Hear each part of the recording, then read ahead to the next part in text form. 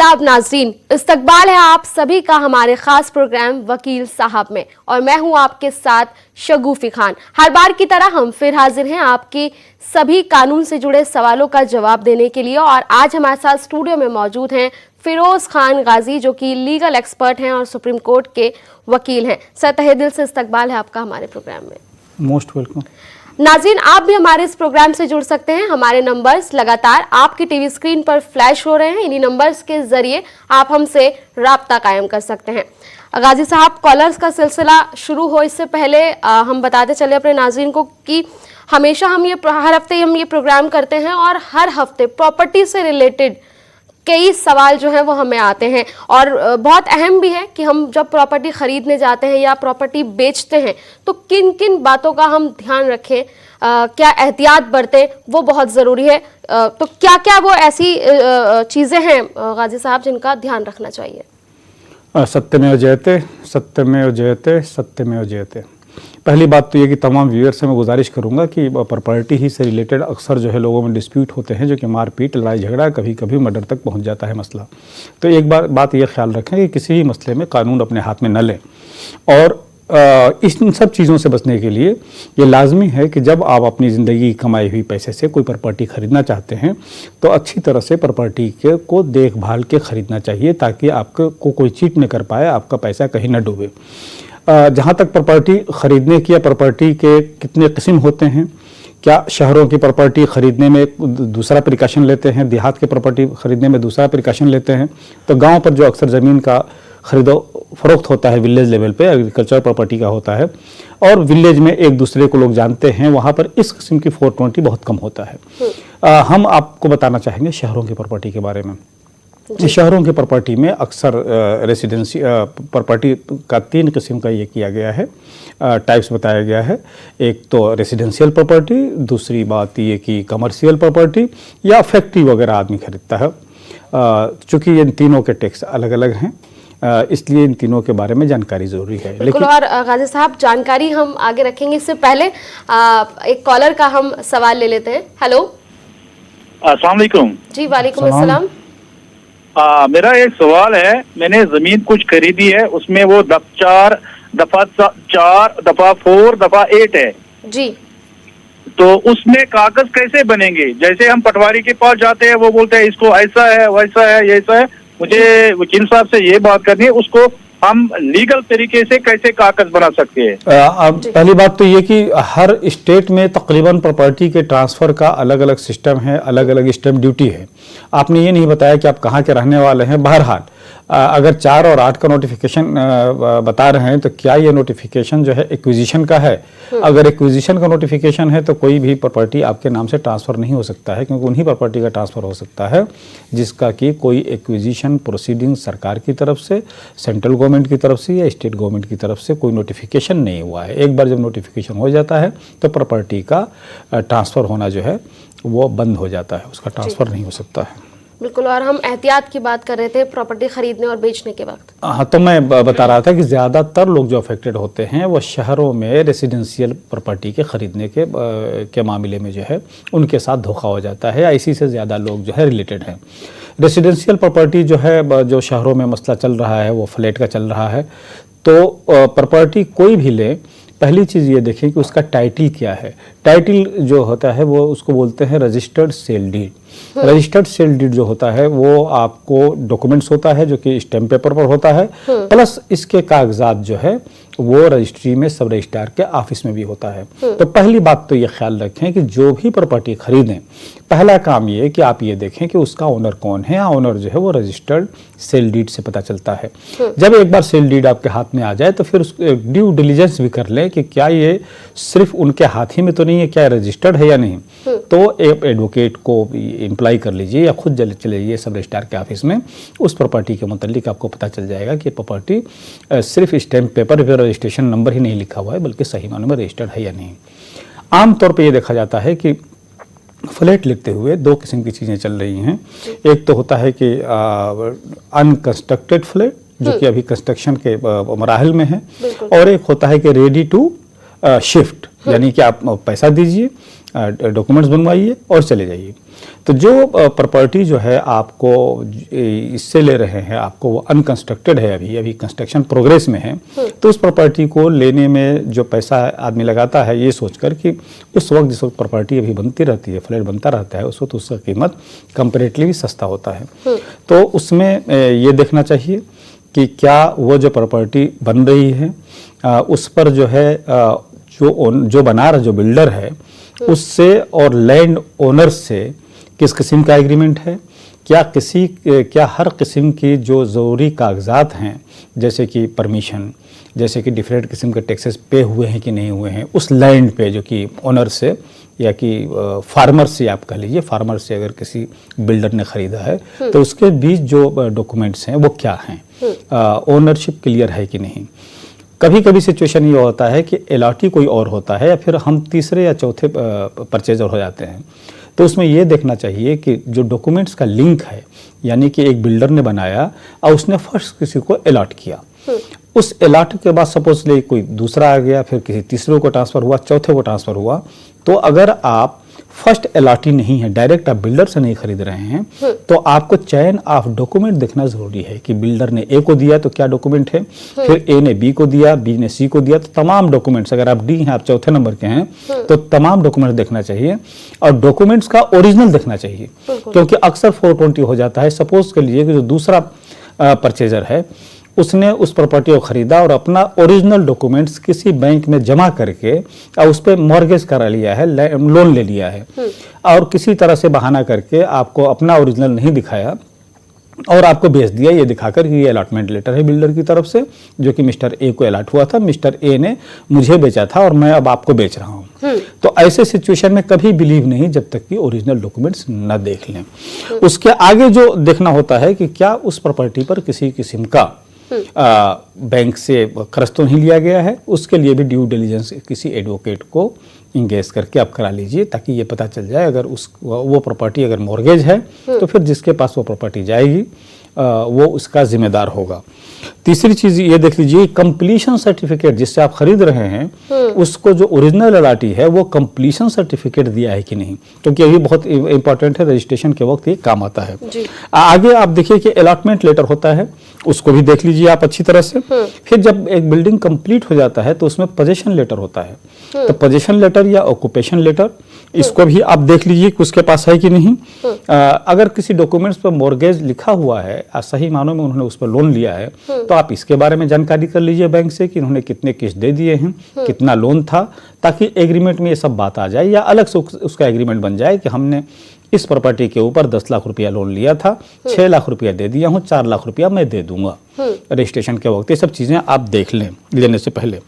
उसके अलावा property tax के जो कागजात हैं, क्योंकि ये भी एक ओनरशिप का इनडायरेक्टली प्रूफ होता है, और प्रूफ ये होता है कि जो भी उसके ऊपर प्रॉपर्टी रिसिप्ट है उस प्रॉपर्टी रिसिप्ट पे जो है ओनर का नाम होता है।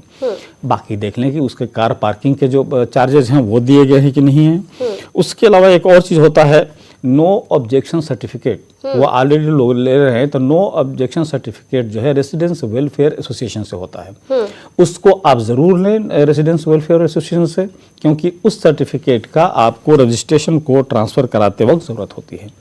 आमतौर पे लोग टैक्स बचाने के लिए, क्योंकि टैक्स जो है जैसे दिल्ली है 6% है, कुछ अपवाद हैं, जैसे कोई अगर लेडी के नाम से प्रॉपर्टी लिया जा रहा है तो 4% है, 2% का उन्हें छूट दिया गया है। कोई सीनियर सिटीजन है या ज्वाइंट प्रॉपर्टी खरीद रहे हैं, हस्बैंड वाइफ दोनों अपने नाम पे, तो उसमें भी 5% है, 1% का उसमें भी छूट है। तो इन सब प्रॉपर्टी टैक्स से बचने के लिए या स्टैम्प ड्यूटी से बचने के लिए अक्सर लोग प्रॉपर्टी को जो है वो रजिस्टर नहीं कराते हैं, जो कि अपने आप में बहुत ही नुकसानदेह है। नुकसानदेह इस तरह से है कि अगर आपके पास आपका रजिस्टर्ड अगर डॉक्यूमेंट नहीं है और कहीं डॉक्यूमेंट सपोज के लिए खो गया जी, तो फिर आपके पास कोई प्रूफ नहीं रह जाता है कि आपके पास ओनरशिप की जब टाइटल ही खो गया है तो कोई सेकेंड ओनरशिप टाइटल बन नहीं सकता है।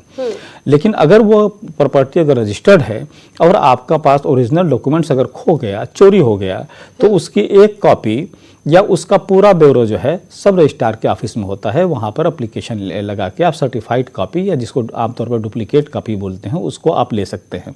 तो ये सब ज़रूरी चीज़ें हैं जिसमें कि जो प्रॉपर्टी लेते वक्त आपको ख्याल रखना चाहिए। बिल्कुल। और गाजी साहब, बहुत सारी चीज़ें, बहुत सारे पॉइंट्स आपने हमें बताए, लेकिन इसके अलावा भी अगर फ्रॉड हो जाता है प्रॉपर्टी लेते वक्त तो उसके लिए क्या कानून है?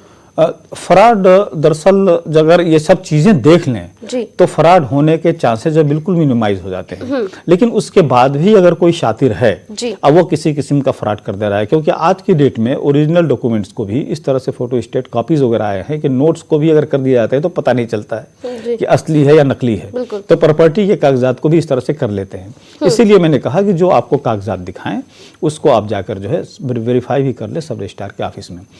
और अगर उसके बाद भी कोई आपको फ्रॉड कर देता है और आप किसी का शिकार हो जाते हैं चीटिंग में, तो पहला काम तो ये कि आप पुलिस में कंप्लेंट करें। दूसरी बात ये कि सपोज के लिए कि बैंक से लोन लिया है, वो प्रॉपर्टी जो है सब मिला के 40 लाख की है, जिसके ऊपर 35 लाख का या 32 लाख का लोन है, तो ये तो आपके लिए बहुत भारी पड़ जाएगा। तो उसके लिए ये देखना होता है कि क्या बैंक ने इस चीज़ को रजिस्ट्रार ऑफिस में, सब रजिस्ट्रार ऑफिस में इन्फॉर्म किया है कि ये प्रॉपर्टी जो है वो मॉर्गेज है, या क्या उसका ओरिजिनल डॉक्यूमेंट जो है उसके ऊपर इंदराज किया है बैंक वाले ने या नहीं किया है। अगर नहीं किया है तो फिर बैंक भी पार्टी बन जाता है कि जब ये प्रॉपर्टी मॉर्गेज थी तो या तो आप ओरिजिनल अपने पास रखते ताकि ये दूसरे को चीट नहीं कर पाता, और नहीं तो कम से कम ओरिजिनल पे एक साइड में ये बात लिख दी जाती है कि ये प्रॉपर्टी जो है अंडर मॉर्गेज है जिसके ऊपर इतना लोन है, ताकि लेने वाले जो है वो होशियार रहे, वो उसको देख ले। अगर ऐसा नहीं कर रहा है तो बैंक की भी जिम्मेदारी बनती है। तो पहला काम पुलिस में कंप्लेंट, और चूंकि ये कॉग्निजेबल ऑफेंस है पुलिस एफआईआर रजिस्टर करेगी और इसके तमाम प्रूफ जो है वो डॉक्यूमेंट्री प्रूफ होता है, तो इजीली जो है वो केस हल हो जाता है। और गाजी साहब, एक सवाल ये भी है कि क्या औरत और आदमी अगर दोनों के नाम पर अगर हम बात करें तो क्या कुछ डिफरेंस है प्रॉपर्टी खरीदने में या सेम प्रोसीजर है? नहीं, मैंने बताया तो कि अगर सिर्फ प्रॉपर्टी कोई खरीद रहा है बायर, और अगर सिर्फ कोई एजेंट अपने नाम से खरीद रहा है तो सिर्फ उसका जो टैक्स लगेगा, स्टैंप ड्यूटी जिसको बोलते हैं, वो 6% लगेगा। दिल्ली का मैं बता रहा हूँ, ये स्टेट टू स्टेट वेरीज है, ये भी एक चीज का आप लोग ख्याल रखें। कहीं 4% से लेके तकरीबन 10% तक डिफरेंट स्टेट का है, क्योंकि स्टैम्प ड्यूटी जो है वो स्टेट के ट्रेजरी में जाता है और हर स्टेट अपना अलग अलग जो है वो स्टेट ड्यूटी मुकर्रर कर रखा है। तो उस हिसाब से जो है, हाँ, अगर दिल्ली में का मैं बता दूं कि दिल्ली में ये है कि अगर प्रॉपर्टी सिर्फ लेने वाला एक मेल है तो स्टैम्प ड्यूटी 6% है। अच्छा, एक स्टैम्प ड्यूटी होता है, एक रजिस्ट्रेशन फी होता है। रजिस्ट्रेशन फीस तकरीबन ऑल ओवर इंडिया जो है 1% है। जी। और एक कॉलर गाजी साहब हमारे साथ जुड़ गई हैं। हेलो जी, अपना सवाल बताइए। मेरा सवाल ये है वकील साहब से कि मेरा बेटा जो है दुबई में 8-10 साल से काम कर रहा है जी। वो मतलब वो मेरे को पैसा वैसा फोन वगैरह सब करता था। अब सन 16 से ना तो उसने मुझे फोन किया है ना मुझे पैसा भेजा है। मैं बहुत परेशान हूँ और वो एविएशन में काम करता है जी। मैं क्या करूँ, मेरी कुछ समझ में नहीं आ रहा है। वकील साहब मुझे कुछ मशवरा दें। जी खातून, आपको ज़रा दो चीज़ और बताना चाहिए था कि क्या आपका कोई अपना इंडिपेंडेंट सोर्स ऑफ इनकम है या नहीं। देखिए, ऐसा है कि अगर शरिया को लिया जाए तो हर आदमी के कमाई में पहला हक उसके पेरेंट्स का है, यानी माँ और बाप का, जिसमें माँ का 4 गुना ज़्यादा है बाप के मुकाबले में। उसके बाद उसकी अपनी जिम्मेदारी है और अपने बेटे बेटियों की और वाइफ की जिम्मेदारी है। यहाँ के जो हमारा कानून है जिसको 125 CRPC बोलते हैं, यहाँ के मुताबिक ये है कि अगर कोई पेरेंट्स या दोनों में से कोई एक बुढ़ापे के एज में पहुँच चुका है और उसका कोई इंडिपेंडेंट सोर्स ऑफ इनकम नहीं है और उसका बेटा जो है वो सर्विस करता हो, वो उसके पास इनकम का ज़रिया हो, तो उसमें माँ को, बाप को या दोनों को हक है। और उसके लिए जो है अगर वो ऐसा नहीं कर रहा है तो उसके खिलाफ आप अदालत में जाइए। 125 CRPC बोलते हैं, इसके तहत जो है मुकदमा कीजिए और आप यही बताइए कि उसकी इनकम ये है, हमारा कोई इनकम नहीं है और उसकी ज़िम्मेदारी है कि हमारा ख्याल रखे। फिर कोर्ट जो है आपको पैसा जो है मंथली उनको मुकर्रर कर देगी। बिल्कुल। और एक और कॉलर हमारे साथ जुड़ गए। हेलो जी, सवाल बताइए।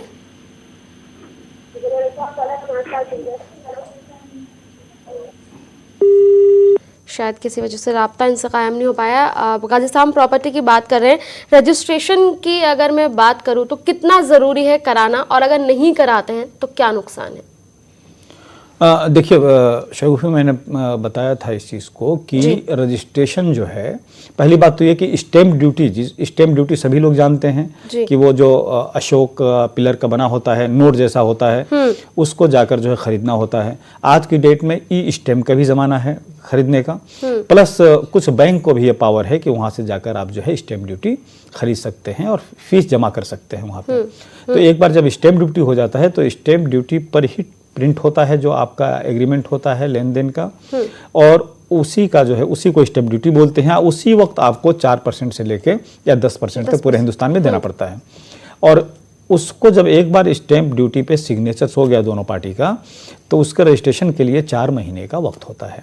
अगर 4 महीने के अंदर रजिस्ट्रेशन नहीं हुआ तो फिर उस पेपर की कोई वैल्यू नहीं रह जाती है, फिर आपको दोबारा कराना पड़ता है। तो ये भी याद रखें कि जिस वक्त स्टैम्प ड्यूटी हो गया, दोनों पार्टी की दस्तखत हो गई, उसके 4 महीने के अंदर ही उसको जाके सब रजिस्ट्रार के ऑफिस में रजिस्टर कराना होता है।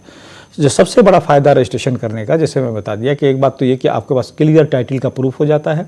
कोई उस प्रॉपर्टी पर मुकदमा कर रहा है तो आप जाकर कोर्ट में खड़ा हो सकते हैं, कह सकते हैं कि प्रॉपर्टी मेरी है, रजिस्टर्ड है मेरे नाम से, ये है इसका डॉक्यूमेंट्स, दस्तावेज़, और उसके अलावा सब रजिस्ट्रार के ऑफिस में भी इसका पूरा ब्यौरा मौजूद है।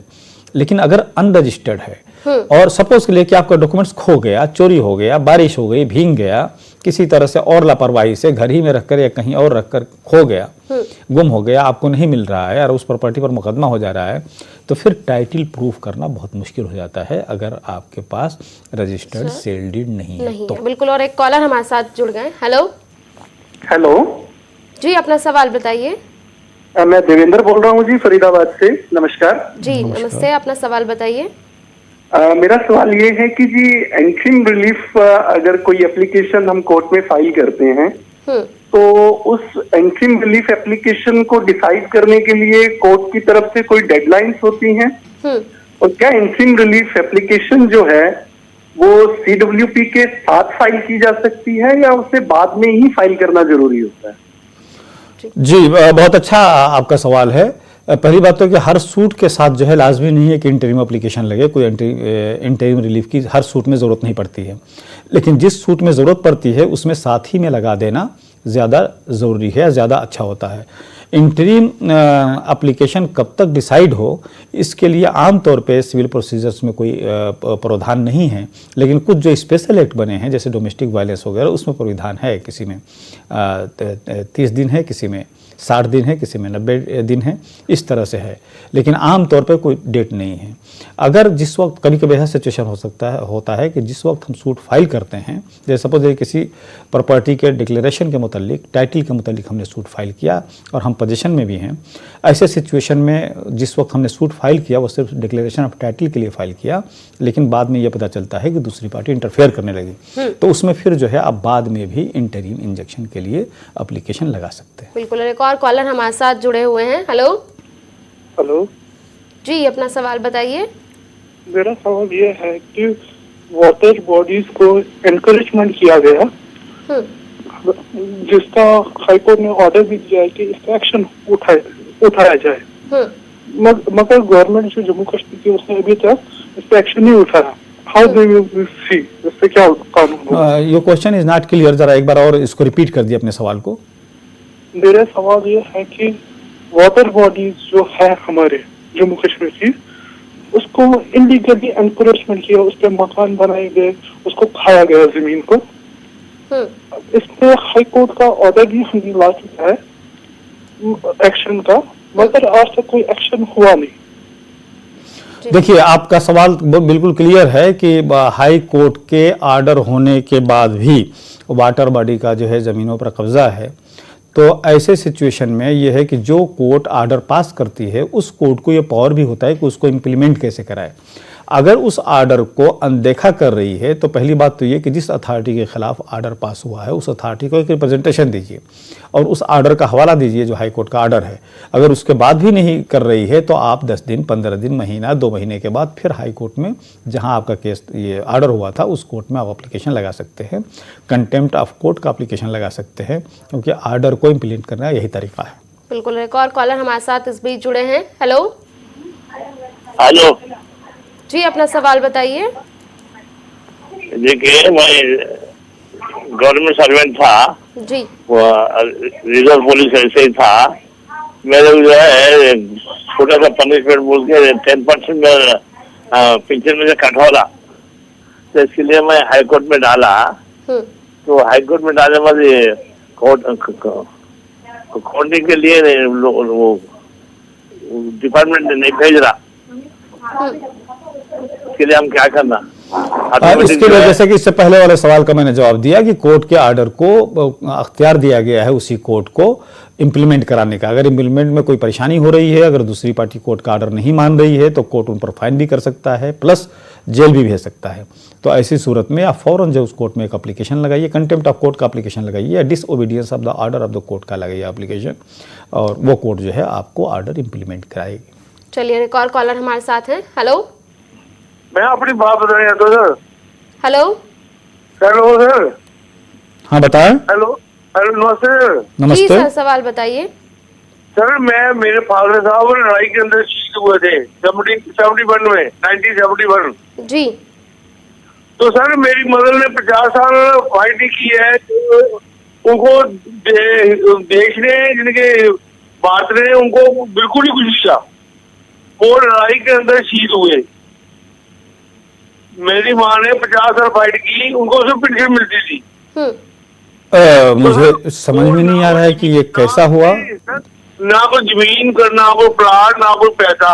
मैं बता रहा हूँ आपको कि जो भी लोग पारा मिलिट्रीज में हों या मिलिट्रीज में हों, अगर उनकी शहादत हो जाती है किसी भी वार में, तो उसके डिपेंडेंट को, अगर बीवी है, बच्चे हैं, तो बीवी के नाम से, बच्चों के नाम से जो है मुआवजा मिलता है। या तो कहीं ना कहीं गलती हुई है, कहीं या तो हस्बैंड प्रूफ नहीं कर पाए होंगे, अदरवाइज वो तो ऑलरेडी मिलिट्री या पारा मिलिट्री के रूल्स में है और पैसा बाकायदा। क्योंकि मेरा खुद पर्सनल एक्सपीरियंस है, हमारे कजिन्स वगैरह का इंतकाल हुआ, जम्मू एंड कश्मीर में सीआरपीएफ में थे, और वो कि जितना हम सोचे थे उससे ज़्यादा मुआवजा मिला। फ़ौरन तकरीबन 6 महीने के अंदर जो है वो मुआवजा आ गया था। कहीं या तो उसको कोर्ट में चैलेंज करना चाहिए था, आपको क्यों नहीं मिल रहा है। अगर चैलेंज करने पर है तो जो चीज़ ज़रूरी है वो डॉक्यूमेंट्स पूरा नहीं हो रहा होगा, क्योंकि हर सर्विस रिकॉर्ड में ये बात लिखना जाता है कि आपके डिपेंडेंट कौन है। उसी हिसाब से जो है शादीशुदा अपनी वाइफ का नाम लिखते हैं, उनका एज लिखते हैं, या जो भी उसमें रिक्वायरमेंट है उसको फिलअप करते हैं। ज़्यादा परेशानी नहीं होती है। मुझे समझ में नहीं आ रहा है कि 71 के जितने भी वार वेटरन हैं, जितने लोगों की भी शहादत हुई थी, तकरीबन मैं समझता हूँ कि ज़्यादातर लोगों को मिल गया। ऐसा कोई एक्सेप्शन ही है। एक्सेप्शन क्यों है उसको ज़रा देख लीजिए। बिल्कुल। और गाजी साहब, क्योंकि हम प्रॉपर्टी से रिलेटेड बात करें, लेकिन नाजरीन से कहते चलते हैं कि प्रॉपर्टी से जुड़ा या उससे अलग आपका कोई भी सवाल है, आप हमसे पूछ सकते हैं। और एक कॉलर इस बीच हमारे साथ जुड़ भी गए हैं। हेलो हेलो, हाँ बोलिए। जी सवाल बताइए। आपसे गुजारिश है कि आप अपने टीवी की आवाज़ बंद रखिए। बंद कर दीजिए। चलिए बंद कर दीजिए। जी सवाल बताइए। सवाल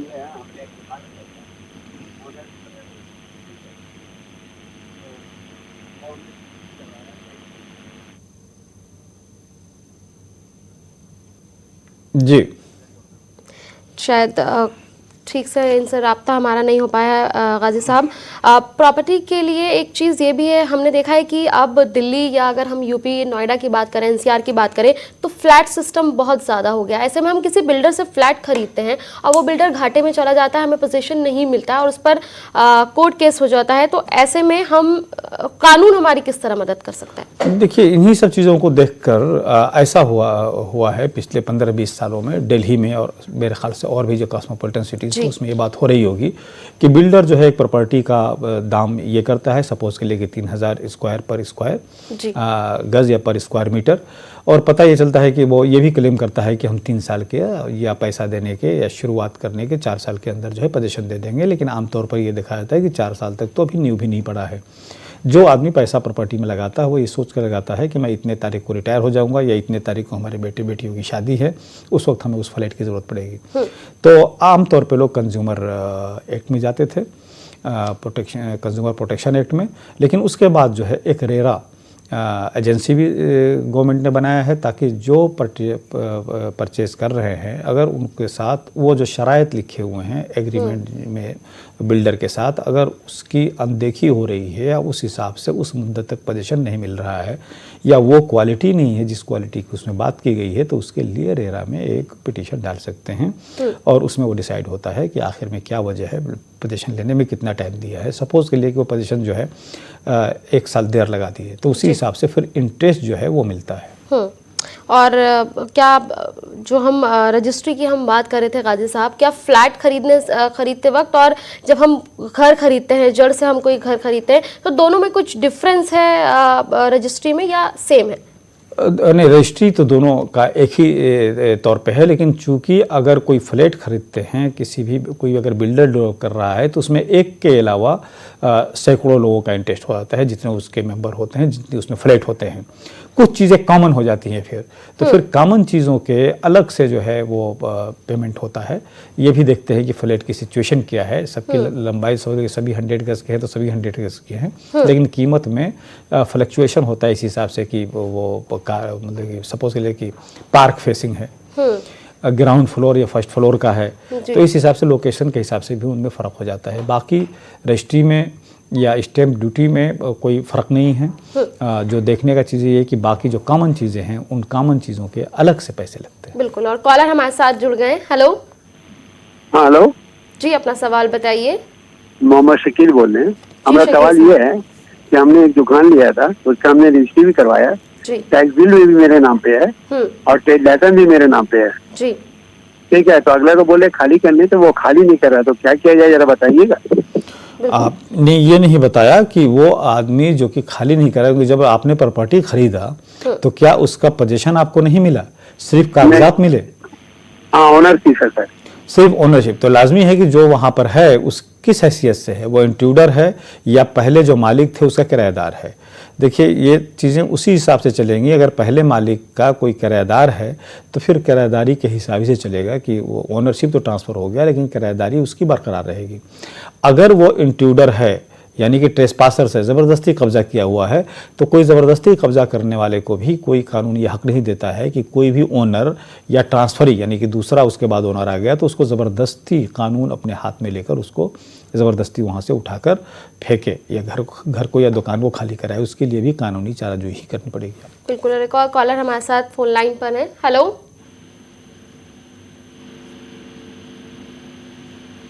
हेलो। शायद किसी वजह से राब्ता इनसे नहीं हो पाया है। गाजी साहब, हम फ्लैट और घर की बात कर रहे थे। एहतियात क्या बरतनी चाहिए फ्लैट खरीदते वक्त, क्योंकि हमने आप देखा है कि ज़्यादातर लोग जो हैं वो फ्लैट की तरफ भाग रहे हैं, चाहे हम दिल्ली एनसीआर की बात करें या कोई अदर सिटीज़ की बात करें। तो अगर मैं बात करूँ रजिस्ट्री की या ख़रीदते वक्त या बेचते वक्त, एहतियात क्या बरतें फ्लैट्स को? देखिए, एक प्रॉपर्टी अगर एक शख्स से दूसरे शख्स को ट्रांसफ़र होती है तो उसके लिए जो डॉक्यूमेंट्स बनता है उसको सेल डॉक्यूमेंट्स बोलते हैं, या बाई गिफ्ट हो सकता है या बाई पार्टीशन हो सकता है या बाई एक्सचेंज हो सकता है कि मेरे फलां जगह की फ्लैट आप ले लीजिए, आप अपना फलां जगह का दे दीजिए। इन सब चीज़ों की रजिस्ट्रेशन ज़रूरी है और रजिस्ट्रेशन के लिए वही सेल डीड, गिफ्ट डीड या एक्सचेंज डीड बनवानी पड़ती है। जब रजिस्ट्रेशन कराने जाएंगे तो लाजमी है कि स्टैम्प ड्यूटी पे करनी पड़ती है और फिर उसके बाद रजिस्ट्रेशन ड्यूटी फीस देना पड़ता है। इन सबको करने के बाद तो पहली बात तो ये कि जिससे आप ख़रीद रहे हैं आप ये देख लें कि उसके पास रजिस्ट्रेशन सेल डॉक्यूमेंट्स है कि नहीं। अगर वो तीसरा चौथा एलआरटी है तो फिर ये आप ये देख लें कि चेन ऑफ डॉक्यूमेंट्स है कि नहीं उसके पास। नॉन इनकम्बरेंस यानी कि उस प्रॉपर्टी पर किसी किस्म का लोन तो नहीं लिया गया है। कंप्लीशन सर्टिफिकेट उसका देख लें, अलॉटमेंट लेटर देख लें, उसके अलावा पोजीशन लेटर देख लें या ऑक्यूपेशन लेटर देख लें, मॉर्गेज का डॉक्यूमेंट देख लें, प्रॉपर्टी टैक्स देख लें, क्योंकि प्रॉपर्टी टैक्स का जो रिसिप्ट होता है उस पर भी ओनर का नाम होता है। उसके बाद देख लें कि कार पार्किंग का अगर प्रावधान है उस सोसाइटी में तो कार पार्किंग का देख लीजिए कि उसके पास लेटर है कि नहीं। नो ऑब्जेक्शन लेना ज़रूरी है रेजिडेंस वेलफेयर एसोसिएशन से, क्योंकि रजिस्ट्रेशन के लिए उसकी भी ज़रूरत होती है। तो ये सब रिपोर्ट देख लें जी। 2 कॉलर्स हमारे साथ इस बीच जुड़े हैं। हेलो, अस्सलाम वालेकुम। वालेकुम अस्सलाम। मैं बेंगलुरु से मोहम्मद बात कर रहा हूँ जी, अपना सवाल बताइए। ये माँ के सामने जब बेटा फौत हो जाता है तो क्या माँ बेटे को हिस्सा दे सकती है क्या? जी, बात समझना कि जब माँ के सामने बेटा फौत हो गया तो जब फौत हो गया तो उसका शेयर तो मतलब कॉमन सेंस है कि उसके पास शेयर कैसे होगा। अब जब आदमी मर जाता है तो दुनिया से उसका राब्ता खत्म हो जाता है। अच्छा। सवाल आप क्लियर कीजिए, जो जिंदा है उसी को शेयर मिलेगा ना, माँ बाप या किसी भी प्रॉपर्टी में। जब आदमी जिंदा नहीं है तो कैसे मिलेगा? अच्छा, अभी उनके पोतरों को कुछ शेयर नहीं जा सकते ना? हाँ, उनके बेटे उनके हाँ पोते को जा सकती है शेयर, यही कानून है। माँ के इंतकाल करने के बाद अगर बाप नहीं है पोते हैं तो आमतौर पे जो इस्लामिक सिस्टम था कि लिंक अगर टूट जाता है तो फिर नहीं मिलता है, वो इत्तफाक से यहाँ पर आज की डेट में अप्लीकेबल नहीं है। हालांकि अप्लीकेबल था, कई जजमेंट है कि उससे भी जो लोग यतीम हो जाते हैं इस्लामिक शरिया में, तो अगर यतीम हो गया है तो फिर दादा की दादी की जिम्मेदारी हो जाती है कि जितना और बेटे उसके लड़कों को, यानी कि और बेटों से जो पोते हैं या पोतियां हैं उनको से ज़्यादा मिले शेयर। तो आम तौर पे जो है इस चीज़ को लोग गलत अंदाज में पेश करते हैं। हालांकि उसमें दादा जो है वो जितना शेयर मिल सकता था उससे ज़्यादा प्रॉपर्टी उसको लड़के को जो है वो गिफ्ट कर देते थे, हिब्बा कर देते थे। बिल्कुल। और यहाँ वक्त एक छोटे से वक्फे का हो गया है, वक्फे के बाद दोबारा हाजिर होंगे। सभी का इस्तकबाल है और इस बीच गाजी साहब हमारे साथ कॉलर्स जुड़े हैं, उनके सवाल लेते हैं। Hello sir. जी बताएं। सर मेरा अर्ज इस प्रकार है सर। जी। मैं सर जम्मू कश्मीर को बॉर्डर डिस्ट्रिक्ट का रहने वाला हूँ। जी। सवाल बताएं। हमारा एक जमीन है सर जो गवर्नमेंट, एक तो सरकार जमीन होती है सर जी, एक होती है सर जो अपने नाम पे होती है जमीन सर जी। तो गवर्नमेंट जिसमें हमारा 1.5 बीघा जमीन हमारे नाम का है सर जी, और बाकी तो सरकार है, सरकार जो सरकार है तो वो गवर्नमेंट लेगा ही लेगा किसी काम के लिए जी।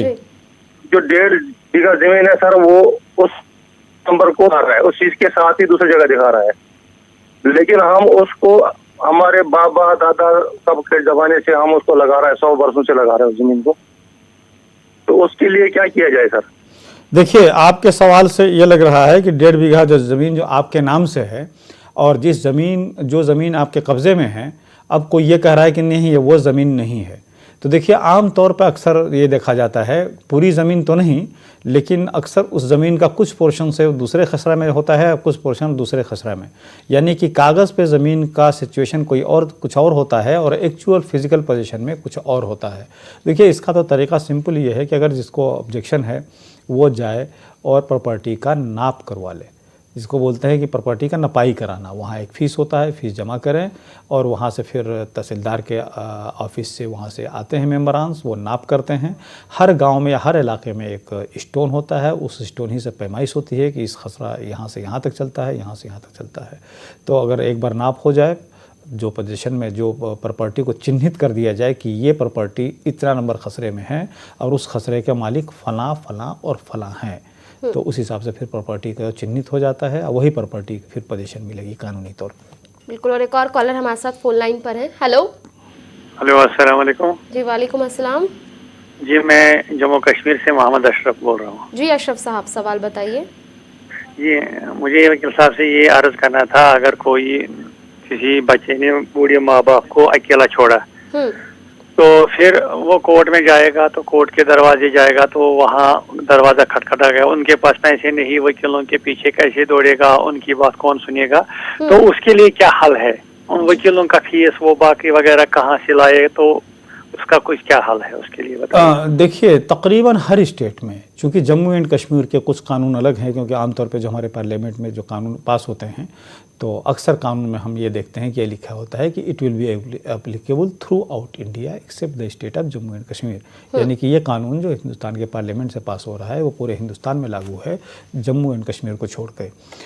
यहाँ पर एक सेंट्रल जो है वो एक्ट है जिसमें कि लीगल एड की बात की गई है, जिसकी लीगल अथॉरिटी बनी है, वो सेंटर में भी है, स्टेट में भी है, मैं समझता हूँ कश्मीर में भी होगा। तो ऐसे लोगों के लिए जिनके पास कानूनी चाराजोई के लिए पैसा नहीं है, एडवोकेट्स को फीस देने के लिए नहीं है, कोर्ट फीस देने के लिए नहीं है, तो ऐसे लोगों को लीगल एड बनाई गई है। तो लीगल एड में जाकर आमतौर पे डिस्ट्रिक्ट में चेयरमैन होता है और आमतौर पे डिस्ट्रिक्ट जज ही होता है चेयरमैन, बाकी उसके सेक्रेटरी वगैरह होते हैं। उनके पास एक एप्लीकेशन दीजिए और बताइए कि ये सिचुएशन है, हमारे पास वकील को करने के लिए पैसा नहीं है, तो फिर सरकार की तरफ से आपको वकील मुहैया किया जाता है। बिल्कुल। और एक और कॉलर हमारे साथ फोन लाइन पर है। हेलो हेलो हेलो, अस्सलाम वालेकुम। वालेकुम अस्सलाम। सर, ये डॉक्टर साहब से वकील साहब से बात करना चाह रहा हूँ मैं। हाँ बताएं, सुन रहे हैं आपको। तेलंगाना से जो है ना, पचमपहाड़ से, ये दादा की प्रॉपर्टी में चाचा का हिस्सा बोल के हो रहे वकील साहब। ये वालिद साहब तो नहीं है हमारे, इंतकाल हो गया हमारे वालिद साहब का। इसमें कुछ प्रॉपर्टी हमारे को आ सकती है क्या? बिल्कुल आ सकती है। आपने ये नहीं बताया कि आपके दादा भी बाहयात हैं या नहीं। आपके अगर सपोज कर लीजिए कि आपके वालिद नहीं रहे, आपके चचा हैं, 1 या 2 या 3, तो ये इस किस्म का क्लेम आ रहा होगा कि चूंकि आपके दादा की ज़िंदगी में ही आपके फादर का इंतकाल हो गया था, इसलिए इस्लामिक सिस्टम के हिसाब से आपको प्रॉपर्टी में हिस्सा नहीं मिलेगा। इस किस्म की बातें कर रहे होंगे, जबकि आज की डेट में न वो सिचुएशन है और न इस तरह से वो लागू है। आज की डेट में यह है कि जितने आपके चाचाओं को हिस्सा मिलेगा उतना हिस्सा आपके मरहूम फादर के नाम से आएगा, और फिर आपके मरहूम फादर के नाम से जो लोग हैं, उनके जितने लड़के लड़कियां हैं, फिर उनके बीच जो है प्रॉपर्टी का डिस्ट्रीब्यूशन होगा। तो ये कह के कि चूँकि हमारे भाई इंतकाल हो गया था, इसलिए फादर की ज़िंदगी में ही आपके चचा जो है इस तरह से आपके प्रॉपर्टी से आपको वंचित नहीं कर सकते। बिल्कुल। और फोन लाइन पर कॉलर्स हमारे साथ जुड़े हैं। हेलो, अस्सलाम वालेकुम। वालेकुम अस्सलाम जी, मैं JK से बोल रहा हूँ, अब्दुल कयूम। जी अब्दुल साहब, सवाल बताइए। जी, मेरा एक सवाल है। 1947 से हमारी जमीन है अंडर ऑक्यूपेशन ऑफ आर्मी जी, तो हमें उसका रेंट 1 कनाल का मिल रहा है, 27 कनाल का नहीं मिल रहा है। अब हम चाहते हैं अगर हमें डायरेक्ट कंपनसेशन मिल सकता है वहाँ पे। देखिए, जो हमारे देश का कानून है उसमें यह है कि गवर्नमेंट जो है प्रॉपर्टी एक्वायर कर सकती है, पर्टिकुलरली उन प्रॉपर्टी को जिसको एक डिफेंस फोर्सेस के पर्पस से एक्वायर किया जा सकता है, तो उसका चैलेंज करने का भी कोई सिस्टम नहीं है। क्योंकि पर्पस होता है अलग अलग सरकार का। सपोजली सरकार कोई ज़मीन एक्वायर कर रही है और वो कमर्शियल ये डेवलप करना चाहती है वहाँ पे, या और कोई ऑफिस बनाना चाहती है, तो उसका को तो चैलेंज होता है कि जो उन्होंने ये दिया है, रीज़न दिया है एक्वायर करने का, वो रीज़न के हिसाब से सरकार के लिए फिट नहीं है जगह। लेकिन अगर सरकार सॉवरेन पावर को इस्तेमाल के लिए अगर उसको ज़मीन की ज़रूरत है, तो फिर उसमें जो है वो ज़मीन सरकार को एक्वायर करने में कोई परेशानी नहीं होती है। एक बात नहीं समझ में आ रहा है कि जब ज़मीन आपके नाम से 47 में, या आपके पेरेंट्स के नाम से, या ग्रैंड पेरेंट्स के नाम से, फादर के नाम से, अगर ये प्रॉपर्टी 27 एकड़ थी, 27 कैनाल थी, तो फिर 1 कैनाल का क्यों दिया जा रहा है आपको मुआवजा? ये बात समझ में नहीं आ रही है। इसको आप किसी लोकल एडवोकेट से आप मशवरा कीजिए और फिर कानूनी चाराजोई कीजिए।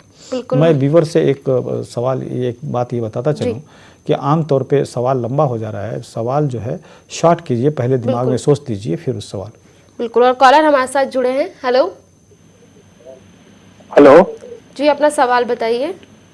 मैम, एक्चुअली मैंने जमीन खरीदी थी, वो फिर फादर इन लॉ के नाम रखी थी, तो उसके बाद उसने वो अपने बेटों के नाम कर दी और बेच दी जी। तो अभी उसका जो मुआवजा है मुझे नहीं मिल रहा है जी।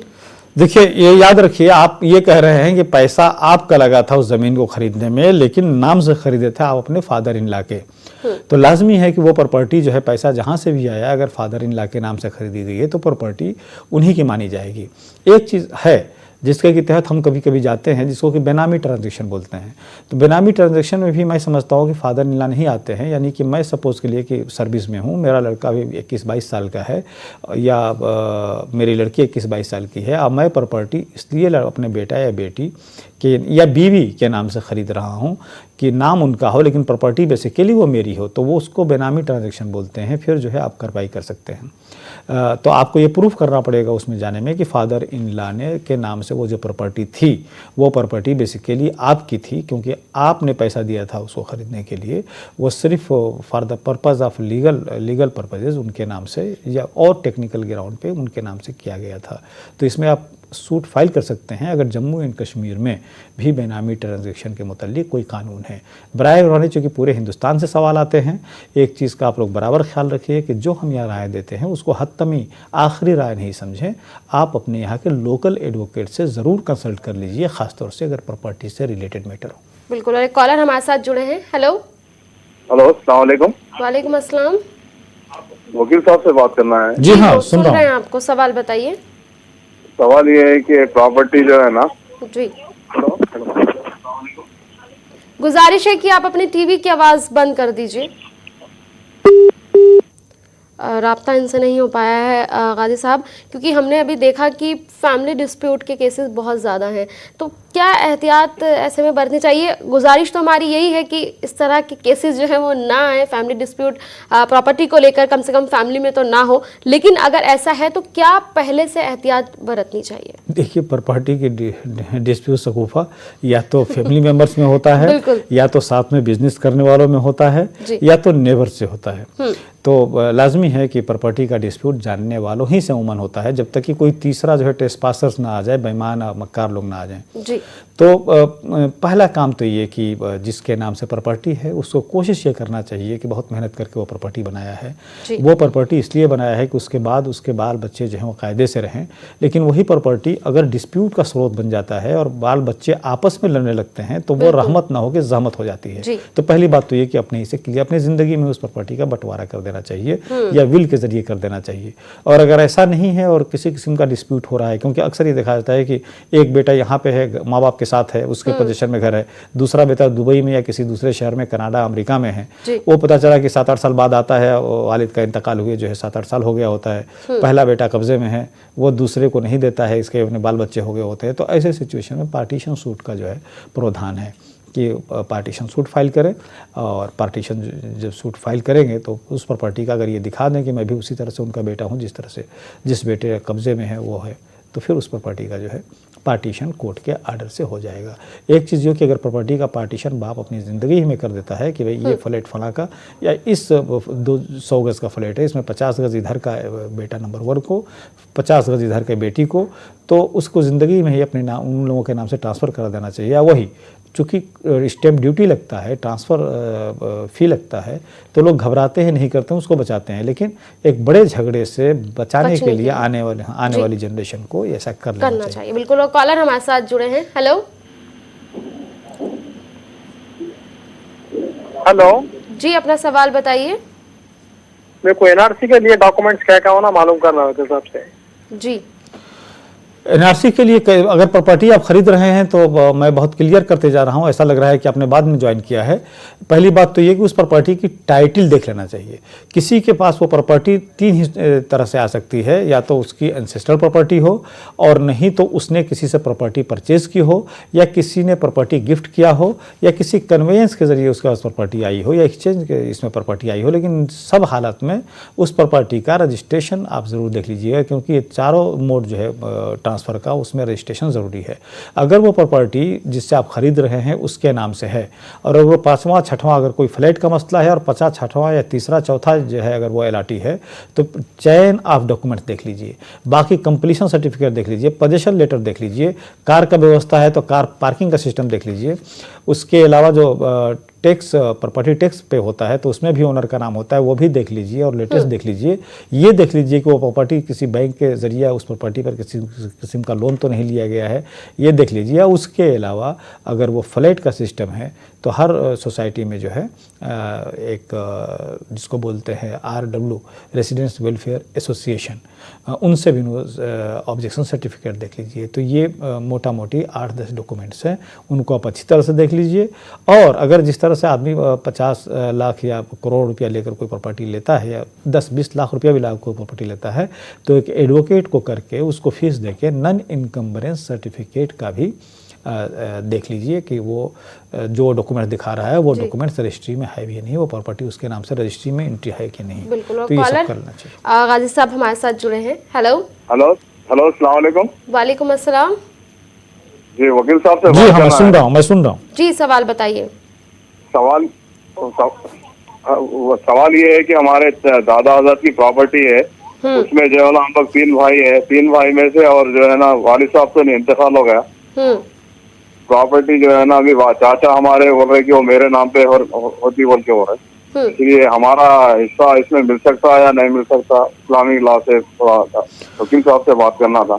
देखिए, इस्लामिक लॉ इसमें दो राय नहीं है कि जो सर्कमस्टेंसेस बताता है वो ये सर्कमस्टेंसेस बताता है कि चेन ऑफ लीगल ईयर्स होना चाहिए, यानी कि बीच की एक कई टूट जाती है तो प्रॉपर्टी वहीं पर जो है ख़त्म हो जाती है। आपके चचा इस वक्त ये ग्राउंड ले रहे होंगे कि चूंकि हम मुस्लिम हैं और आप यानी कि जो उनके भाई के लड़के हैं यानी आप, उनकी मौत जो है हमारे फादर यानी आपके दादा की ज़िंदगी में ही हो गई थी, तो चूंकि ये लिंक टूट गया इसलिए अब जो प्रॉपर्टी मिलनी है वो दादा से सिर्फ एक आदमी को जाएगा, यानी उसको नहीं जाएगा जो इंतकाल कर गया है। तो इस तरह से उसको बेटे को भी नहीं मिलेगा, जबकि आज की डेट में ये चीज़ लागू नहीं है। आम तौर पे जो है अब यही है कि प्रॉपर्टी जो है तमाम बेटों को, चाहे वो ज़िंदा हो या मर गया हो, या अगर वो नहीं है या मर गया, उनका इंतकाल हो गया है, तो फिर उसके बाद जो है उनके जो लीगल एयर्स हैं उनको मिलेगा। बिल्कुल। एक कॉलर हमारे साथ जुड़े हैं। हेलो, राब्ता इनसे नहीं हो पाया है हमारा। गाजी साहब, हम प्रॉपर्टी की लगातार बात कर रहे हैं और फैमिली डिस्प्यूट की मैंने बात की, लेकिन अगर इसमें रेजिडेंशियल और कमर्शियल डिस्प्यूट की मैं बात करूं तो वो क्या है, लेकिन इससे पहले कॉलर हमारे साथ जुड़े हैं, उनका सवाल ले लेते हैं। हेलो मैडम जी। मेरे को वकील साहब से ये बात पूछना है जी। सवाल बताइए। मेरे को एनआरसी आ रहा ना, एनआरसी पूरे इंडिया में जी, तो उसके लिए डॉक्यूमेंट्स का क्या क्या रिक्वायरमेंट होना चाहिए मैडम एक सिटीजन के पास? जी देखिए, उसके लिए पहली चीज तो ये कि जो सबसे ऑथेंटिक है आज की डेट में ये जो आधार कार्ड है।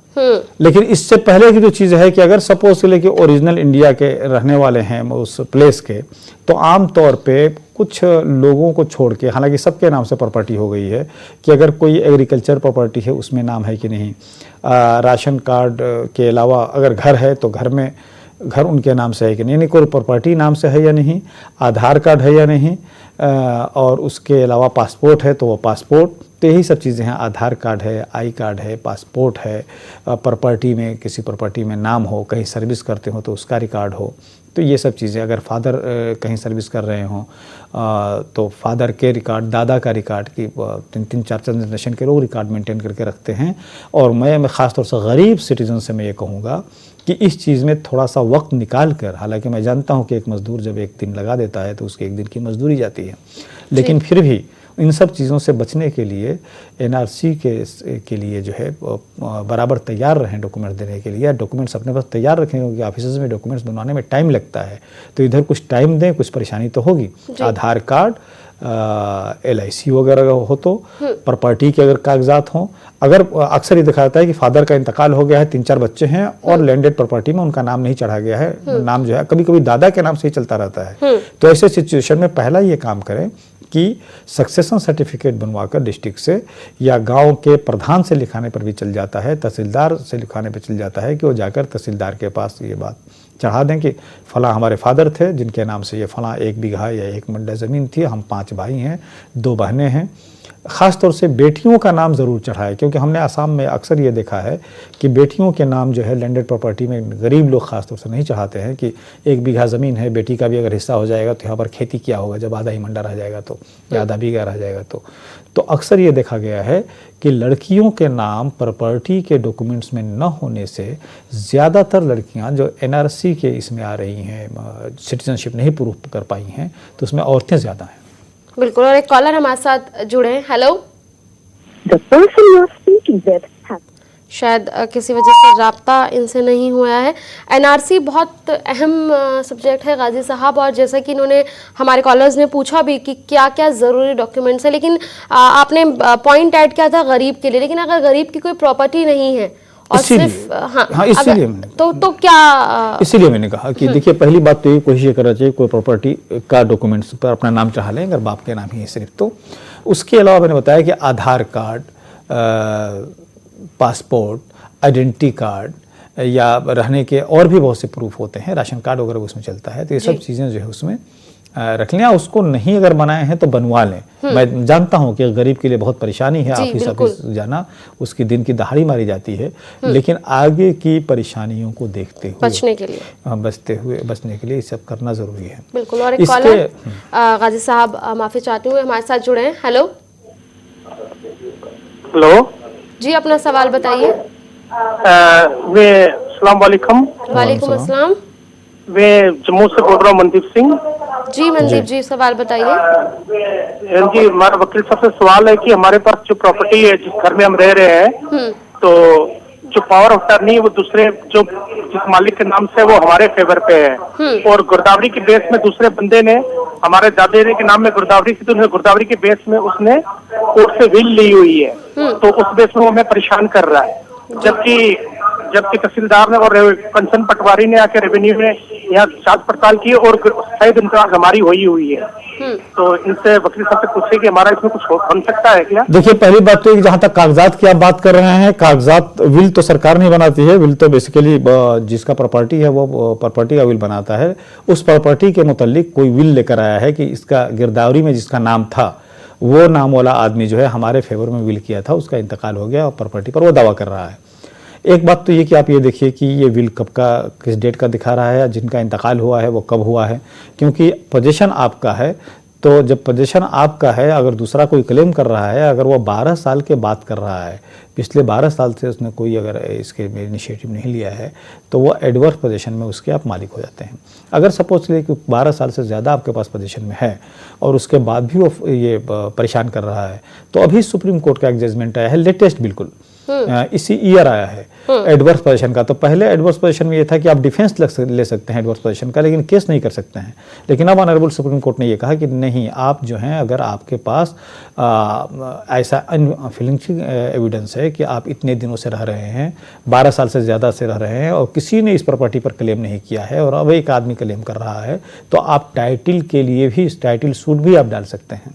तो फौरन आप लोकल एडवोकेट से को इंगेज कीजिए और इसके मुतालिक जो है कानूनी चाराजोई कीजिए। बिल्कुल। और एक और कॉलर हमारे साथ जुड़े हैं। हेलो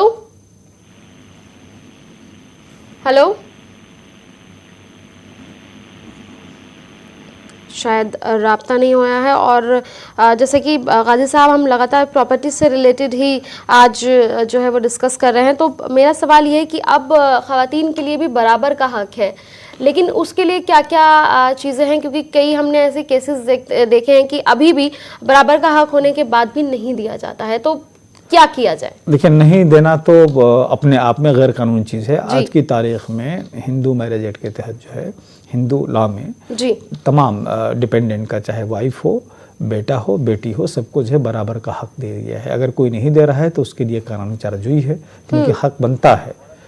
तो बिल्कुल। और एक और कॉलर हमारे साथ जुड़े हैं। हेलो जी, अपना सवाल बताइए। हेलो, अस्सलाम वालेकुम। वालेकुम अस्सलाम। हेलो जी, बताएं, आपकी आवाज आ रही? जी, सवाल बताइए, हम आपको सुन रहे हैं। हेलो, बात करता हूँ मैडम। ये हमारे सास को प्रॉपर्टी उनके वालिद साहब की है, तो भाया का हिस्सा इसमें, बहना का हिस्सा भी आ सकता है ना? जी, आपके वालिद के नाम से जो प्रॉपर्टी है, उनके गुजरने के बाद जो वरासत का हिस्सा आएगा, उसमें जो है भाई का भी और बहन का भी। अगर आप मुसलमान हैं तो फिर वही हिस्सा की प्रॉपर्टी का जो है डिवीज़न करके उसमें 2 हिस्सा जो है लड़के को, 1 हिस्सा जो है बेटी को मिलेगा। बिल्कुल। एक और कॉलर हमारे साथ है। हेलो जी, सवाल बताइए। जी, सवाल बताइए। वालेकुम अस्सलाम। हम गुजरते से मोहम्मद यासीन बोल रहा हूँ। जी यासीन साहब, सवाल बताइए।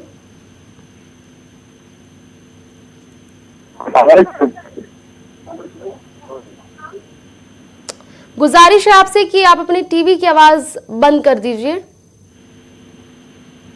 हेलो जी बताएं, आपकी आवाज आ रही है। अच्छा, हमारा जो फैमिली प्रॉपर्टी है तो अम्मी के नाम पे है, अम्मी के नाम पे है। हेलो जी आपकी आवाज आ रही है, आप जरा अपनी टीवी की आवाज जो है वो बंद कर दीजिए, क्योंकि आवाज जो है टकराता है। हमारा एक प्रॉपर्टी है जी, वो अम्मी का नाना के नाम से है, मामू और नाना थे। देखिए पहली बात तो ये कि आप सवाल पूछते वक्त जो है आप बिल्कुल क्लियर रहे। अगर प्रॉपर्टी आपके नानी के नाम से है, नानी के गुजरने के बाद वो प्रॉपर्टी में आपकी अम्मी जो है उसी तरह से हिस्सेदार हैं 1/2 के, जिस तरह से आपके मामू हैं। अगर आपके मामू के नाम से प्रॉपर्टी है तो फिर उसमें आपके अम्मी का हिस्सा नहीं है, क्योंकि फिर वो उनके बेटे या उनकी बेटियां, उनकी बीवी का हिस्सा होगा उनके गुजरने के बाद। और एक और कॉलर हमारे साथ इस बीच जुड़े हैं। हेलो हेलो जी, अपना सवाल बताइए। अस्सलामुअलैकुम, मेरा नाम शकील है, दिल्ली से बोल रहा हूँ मैं। जी वालेकुम अस्सलाम शकील साहब, सवाल बताइए। जी मेरा सवाल ये था कि हमारे प्रॉपर्टी थी एक हमारी यूपी में एक जगह जी, तो उसमें जी अब लेकिन खानदानी थी, हमारी पुरानी थी और वालिद साहब और वालिदा साहब का इंतकाल हो गया, तो हम 5 भाई हैं जी और एक बहन है। तो वो अभी प्रॉपर्टी कागज वगैरह हमारे पास ऐसे नहीं है, लेकिन प्रॉपर्टी टैक्स हम बराबर काफी टाइम से डिपॉजिट कर रहे हैं। तो अब हमें मतलब हम अपने नाम ट्रांसफर कराना चाहते हैं, तो हमें क्या पहले वारिसान बनाना पड़ेगा या किस तरह से? जी पहले बात तो ये कि लाजमी है कि जो प्रॉपर्टी है तो कोई ना कोई, आप नहीं हैं, आपके फादर के बाद आप जो 5 भाई हैं, बहनें हैं, तो आप कह रहे हैं कि वहाँ पर आप कब्जे में नहीं हैं, बल्कि आप ये भरते रहे, टैक्स वगैरह भरते रहे हैं जो मालगुजारी या रेट होता है। तो देखिए आप एक सक्सेशन सर्टिफिकेट की इसलिए ज़रूरत पड़ती है कि ये पता चले कि इंतकाल जिनका हुआ है, जो फौत हुए हैं, उनके फला रियल लड़के, बेटा और बेटी या फला बीवी है, उनके निकाह में थी उनके इंतकाल के वक्त, इसलिए ज़रूरत पड़ती है ताकि शेयर का जो है लीगल एयर्स में उसको तय किया जा सके। तो फ़ौरन आप इस काम को प्रायोरिटी बेसिस पर कर लीजिए, चाहे वो प्रॉपर्टी की कीमत वैल्यू जो भी हो सकता है कि आप दिल्ली में हैं या और आपके भाई बड़े शहरों में हैं और अच्छा पैसे कमा रहे हों, लेकिन फिर भी ये कहा कि वो जैसे कि बताया कि सिटीजनशिप के लिए पहली चीज़ ये देखी जा रही है कि क्या इनके यहाँ पे रहने का इनके बाप दादा परदादा के पास कोई प्रूफ है कि नहीं, या पुराने ज़माने के प्रूफ में यही दिखाया जाता था कि उनके पास अपनी ज़मीन है कि नहीं, तो उसको पहली फुर्सत में आप करा लीजिए। बिल्कुल, और वक्त अब आपसे अलविदा लेने का हो गया है। गाजी साहब आपका बहुत बहुत शुक्रिया, आप आए स्टूडियो में और सभी कॉलर्स का जवाब दिया। नाज़रीन, वक्त अब आपसे अलविदा लेने का हो गया है, लेकिन अगले हफ्ते दोबारा हाजिर होंगे। तब तक के लिए हमें दीजिए इजाजत। आप देखते रहिए न्यूज़ 18 उर्दू। खुदा हाफिज।